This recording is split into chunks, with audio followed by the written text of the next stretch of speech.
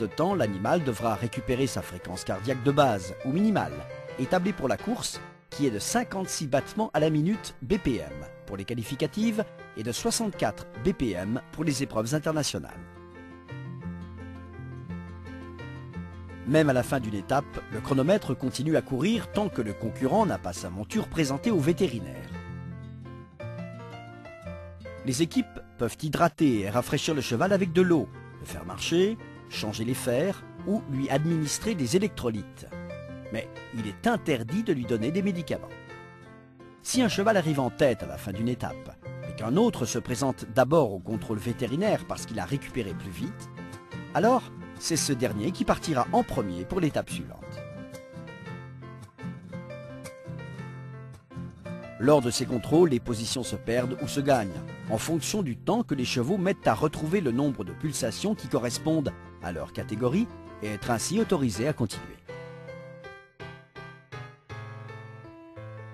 Au cours de ces contrôles, les chevaux qui ne récupèrent pas leur rythme cardiaque de base dans le temps imparti peuvent être éliminés. Le cheval qui gagne est celui qui va le plus vite, qui récupérera le plus rapidement et donc perd le moins de temps au contrôle vétérinaire.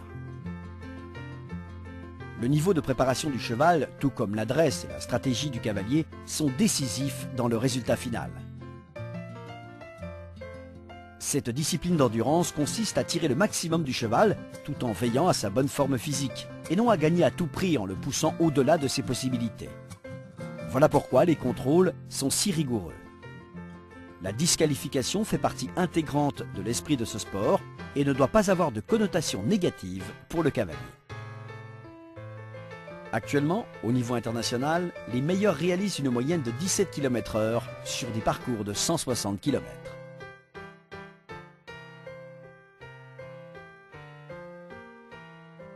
L'endurance est une épreuve très exigeante, mais le défi réside justement dans la difficulté d'aller jusqu'au bout d'une course de longue distance et de la remporter sans épuiser son cheval.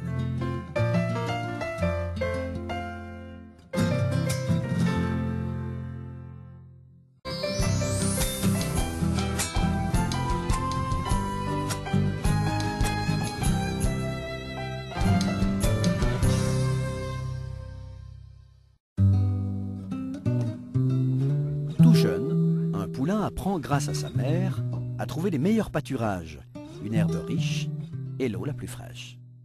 Lorsqu'on déplace un cheval, surtout vers une région urbaine, il peut avoir du mal à s'habituer à l'eau traitée et chlorée dont son odorat détecte toutes les subtilités.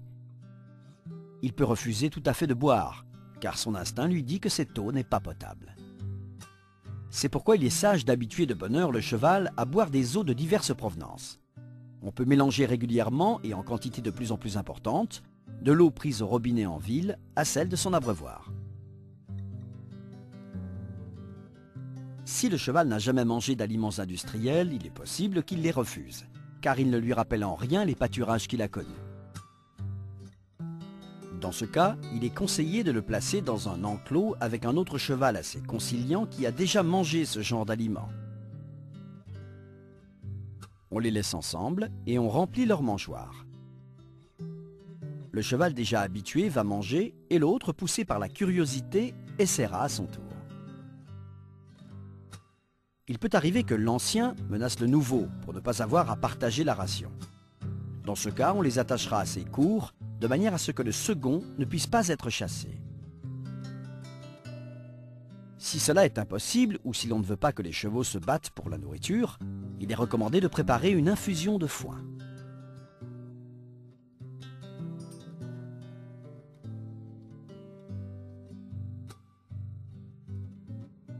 Une fois qu'elle a refroidi, on l'utilise pour humidifier les aliments. L'odeur du foin va attirer le cheval et le pousser à manger, et donc à goûter les granulés.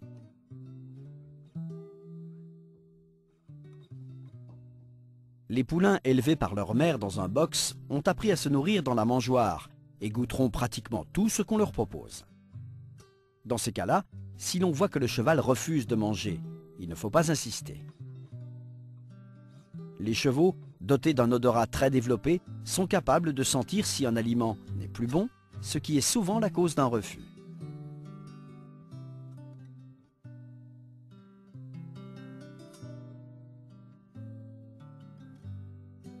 On ne le remarque pas toujours, mais il arrive que les aliments aient pris l'humidité et que des moisissures ou une fermentation se soient développées.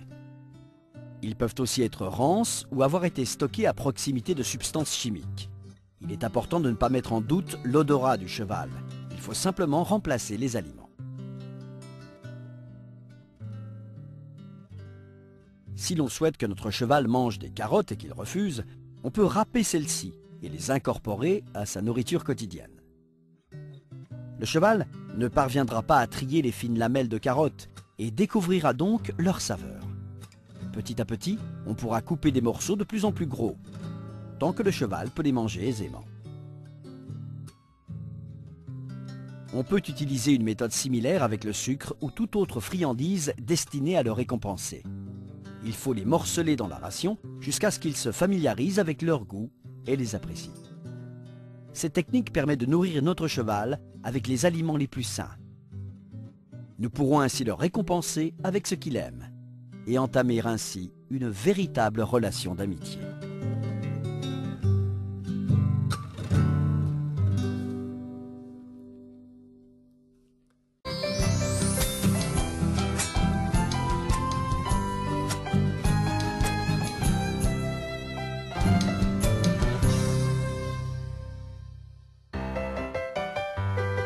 Connaître le poids de notre cheval est très utile pour lui administrer la bonne dose de médicaments ou pour calculer la ration alimentaire quotidienne. Il est très facile de mesurer les différentes parties du corps du cheval. Mais comment calculer son poids si l'on n'a pas de balance? De fait, beaucoup des médicaments que l'on administre au cheval doivent être dosés en fonction de son poids. Savoir calculer ce dernier peut éviter des erreurs, de sur- ou de sous-dosage des produits.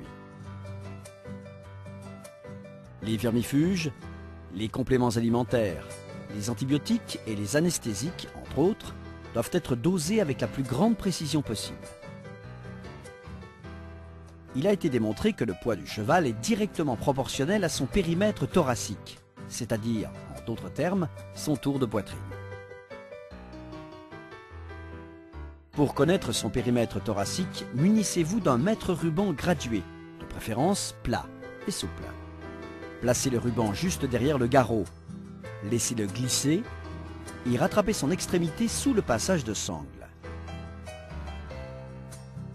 Assurez-vous qu'il est bien à plat et n'a pas tourné sur lui-même, ce qui fausserait la mesure.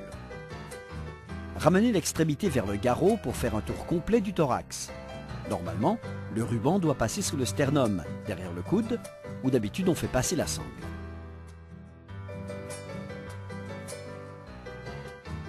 Il faut simplement superposer l'extrémité bien à plat sur le ruban sans serrer le thorax. Pour plus de précision, il est préférable de procéder plusieurs fois à la mesure, jusqu'à être bien sûr du résultat. En cas de doute, on se réfère toujours à la mesure la plus basse. On note donc le chiffre en dessous et non le chiffre au-dessus. Quoi qu'il en soit, la différence serait de l'ordre du demi-centimètre. Nous avons maintenant une mesure en centimètres. Il faut appliquer à la valeur obtenue une petite formule. Périmètre thoracique au cube en mètres, multiplié par 80. Le résultat donnera le poids de l'animal en kilogrammes. L'estimation est approximative. En effet, la tête, les membres postérieurs et l'encolure ont un poids très variable d'un cheval à l'autre, indépendant du périmètre thoracique. Mais de cette façon, nous obtiendrons néanmoins une idée assez exacte du poids de l'animal. Pour prouver l'efficacité de cette méthode de calcul du poids, différentes démonstrations ont été faites. Nous allons donner tout de suite quelques exemples.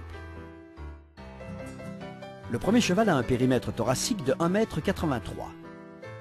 Si on applique la formule, ce tour de thorax donne pour résultat un poids de 490,27 kg et le poids réel sur la balance est de 504,200 kg. Une différence de 13 kg 900 g, soit 2,6 %. Pour le deuxième cheval, le périmètre thoracique est de 1,78 m. Le résultat de la formule donne 455 kg et le poids réel sur la balance est 515 kg. Une différence de 60 kg, soit une marge d'erreur de 11,5%. Chez le troisième cheval, le périmètre thoracique est de 1,83 m. Le résultat de la formule est 490,27 kg et le poids réel sur la balance est 484,90 kg. Une différence de 5,37 kg, erreur de 1,1%. Chez le quatrième cheval, le périmètre thoracique est de 1,70 m. Le résultat de la formule est 393,04 kg et le poids réel sur la balance est 406 kg. Une différence de 12,96 kg, erreur de 3%. En conclusion, la marge d'erreur moyenne ne dépasse pas 4,5%. C'est donc la preuve qu'avec ce système, il est possible de calculer sans balance le poids approximatif d'un cheval. L'essentiel est de pouvoir déterminer si, entre l'alimentation qu'il reçoit et le travail qu'il fait, un cheval prend ou perd du poids. Il sera ainsi possible de faire les rectifications nécessaires avant d'être confronté à des problèmes d'état plus sérieux. Voici donc un instrument que vous pourrez désormais utiliser pour le bien de votre cheval.